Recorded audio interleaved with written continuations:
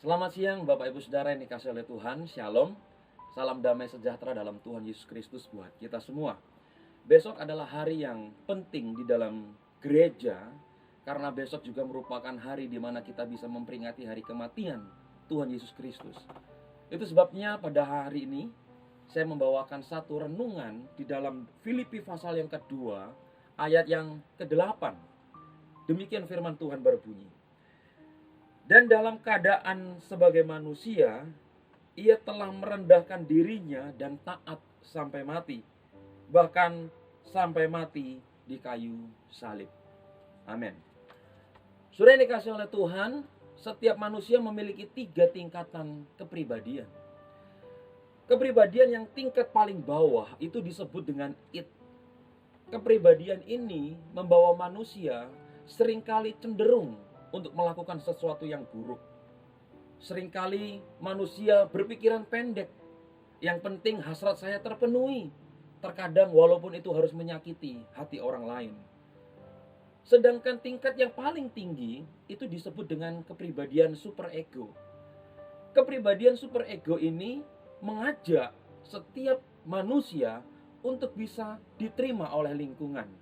Itu sebabnya kepribadian di dalam tahap paling tinggi superego ini mengajarkan kepada kita untuk kita bisa hidup dalam norma-norma sosial dan menjadikan diri kita menjadi pribadi yang lebih beradab.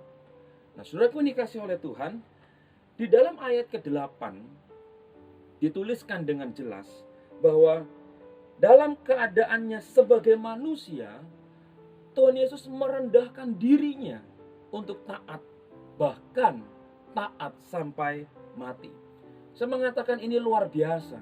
Kenapa saya katakan luar biasa? Saudara, manusia punya 2 tingkat kesakitan. Yang pertama, yaitu tingkat kesakitan secara fisik.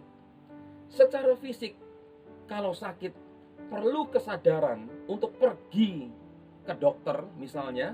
Kita konsultasi kepada dokter, dan setelah itu dokter memberikan obat. Karena kita membutuhkan sembuh dari sakit fisik, maka kita minum obat yang dianjurkan oleh dokter.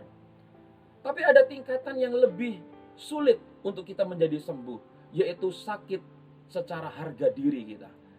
Orang kalau sudah sakit harga dirinya, terkadang dia pergi ke beberapa orang, minta nasihat agar dia bisa dipulihkan.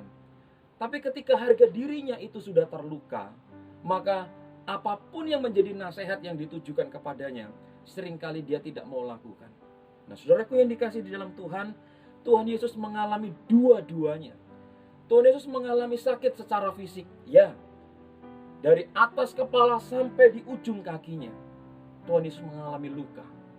Yesaya menuliskan dengan sangat jelas bahwa rupanya tidak menyerupai manusia. Artinya, saudara, bahwa penderitaan yang dialami oleh Tuhan Yesus itu membuat dia seperti sulit untuk dikenali lagi. Betapa ini luar biasa kesakitan yang diterima. Ada banyak orang sakit hanya di tangan, hanya sakit di kaki, atau hanya sakit di kepala. Tapi yang Tuhan alami buat kita, dia mati buat kita, dia mengalami sakit fisik dalam seluruh tubuhnya hanya untuk kita.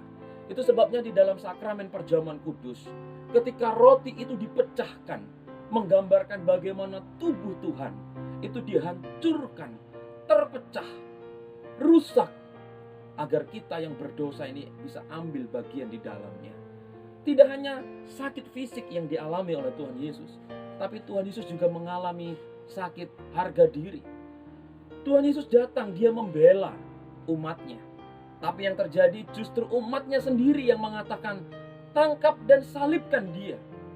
Tidak tanggung-tanggung, tidak hanya sampai di situ.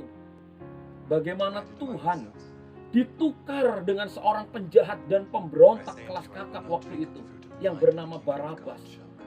Masyarakat tahu siapa Barabas. Masyarakat tahu perisai yang ganas dari seorang Barabas. Tapi lebih baik Barabas yang dilepaskan daripada sosok pribadi Yesus yang dilepaskan. Saudaraku yang dikasihi di dalam Tuhan, hari ini mari kita berpikir dalam kehidupan kita. Apa yang sudah saya beri buat Tuhan dalam menyongsong hari Jumat Agung, hari kematian Tuhan? Dia sudah mengorbankan segalanya. Tidak hanya fisiknya dia beri, tidak hanya harga dirinya dia beri, tapi sebenarnya dia memberikan keilahiannya untuk kita yang berdosa ini, untuk bisa tinggal di dalam anugerah keselamatan yang Tuhan beri. Saudaraku yang dikasihi oleh Tuhan, mari kita yang disebut dengan murid Kristus, mari kita mau mengatakan, Tuhan, proses aku lagi. Tuhan, bentuk aku lagi. Mungkin dalam perjalanan iman tidak mudah kita lakukan.